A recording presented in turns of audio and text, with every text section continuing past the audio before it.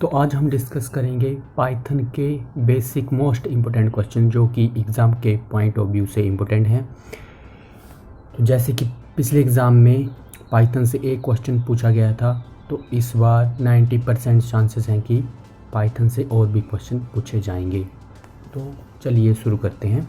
First question, who developed the Python language. तो Python language को किसने डेवलप किया था? तो इसका राइट आंसर है ऑप्शन बी, गुइडो वैन रेसम ने। Second question, in which year was the Python language developed. तो पाइथन कौन से ईयर में डेवलप हुई थी? तो वो हुई थी ऑप्शन डी 1989 में, और इसको रिलीज़ किया गया था 1991 में। तो ये आप ध्यान में रखना कि डेवलप हुई थी 1989 में और रिलीज हुई थी 1991 में। विच of the following is an invalid variable. तो इनमें से कौन सा वेरिएबल है जो इनवैलिड है? तो इसका राइट आंसर है ऑप्शन बी, जो कि इनवैलिड है। क्यों? क्योंकि पाइथन में वेरिएबल जो होते हैं वो या तो अल्फ़ाबेट से शुरू होगा या फिर अंडरस्कोर से शुरू होगा। तो यहाँ पर वो डिजिट से शुरू हो रहा है, इसलिए वो इनवैलिड है। In which language is Python written. तो पाइथन कौन सी लैंग्वेज में लिखी गई है? तो वो लिखी गई है सी लैंग्वेज में। ऑप्शन बी इसका राइट आंसर है। Which one of the following is the correct extension of the Python file. तो पाइथन फाइल के लिए कौन सी एक्सटेंशन करेक्ट है? तो इसका राइट आंसर है ऑप्शन ए, .py। अगर पाइथन की बाइट कोड फाइल है तो उसके लिए एक्सटेंशन होगी .py-c। कोड फाइल के लिए याद रखना .py-c, और ऐसे जो पाइथन फाइल होगी उसके लिए होता है .py। ऑप्शन इसका राइट आंसर है। Which character is used in Python to make a single line comment। तो पाइथन में अगर आपको कमेंट करना है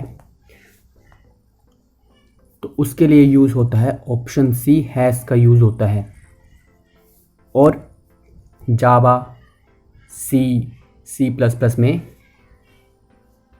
स्लैश का यूज़ होता है। जो फॉरवर्ड स्लैश होते हैं उनका यूज़ होता है, जैसे कि फॉरवर्ड स्लैश, फिर एस्ट्रिक आता है, फिर आप कमेंट लिखते हो, फिर एस्ट्रिक आता है, और फिर फॉरवर्ड स्लैश आता है।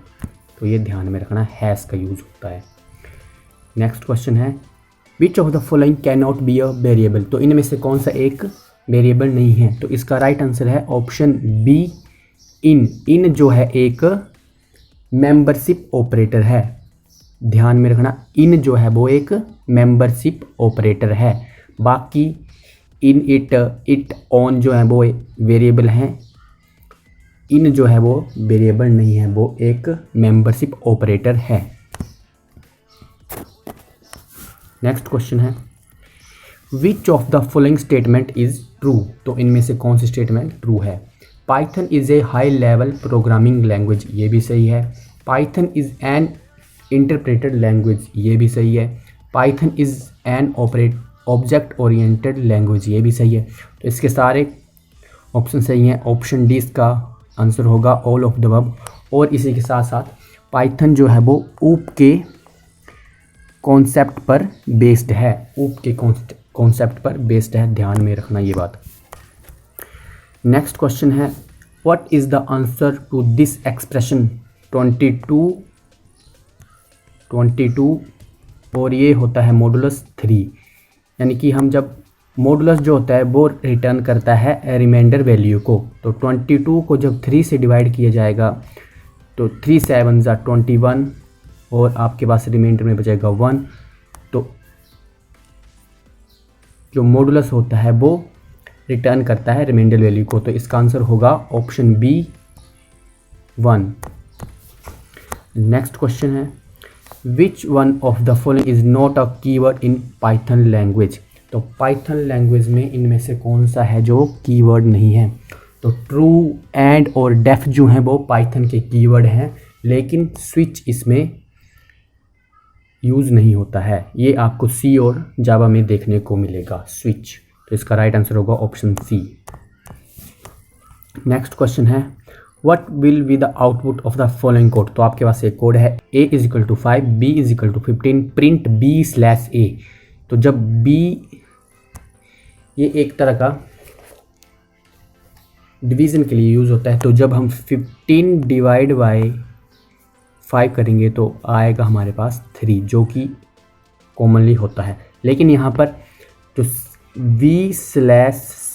सिंगल स्लैश होगा वो रिटर्न करता है फ्लोट वैल्यू को, यानी कि आंसर आएगा 3.0। तो ऑप्शन ए इसका राइट आंसर होगा। और अगर यहाँ पर b डबल स्लैश और a होता तब आंसर आना था 3।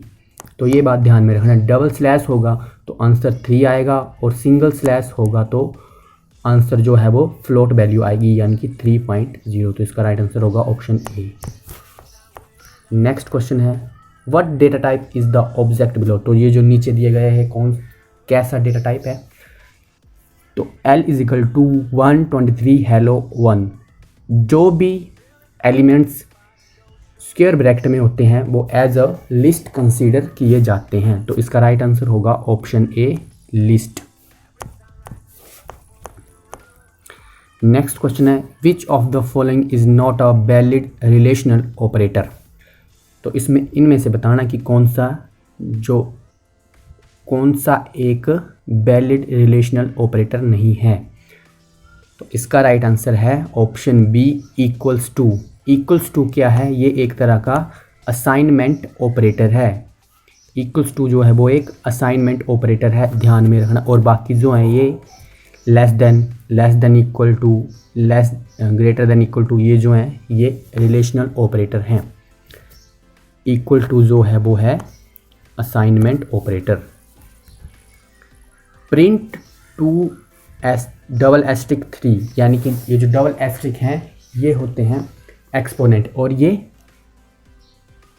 परफॉर्म करता है एक्सपोनेंशियल कैलकुलेशन को, यानी कि 2 जो होगा इसमें बेस होगा और 3 जो होगा इसमें 2 की पावर होगी, यानी 2⁻3। तो जब 2 को 3 बार मल्टीप्लाई किया जाएगा तो आंसर आएगा 8। तो इसका राइट आंसर होगा option C, 8। What will be the output of the following code.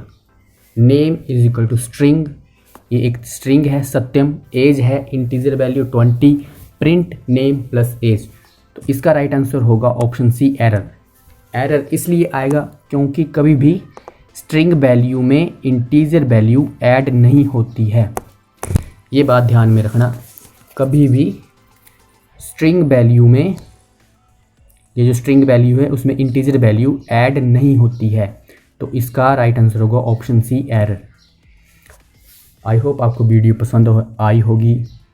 Video को लाइक और चैनल को सब्सक्राइब करना ना भूलें। तब तक के लिए धन्यवाद।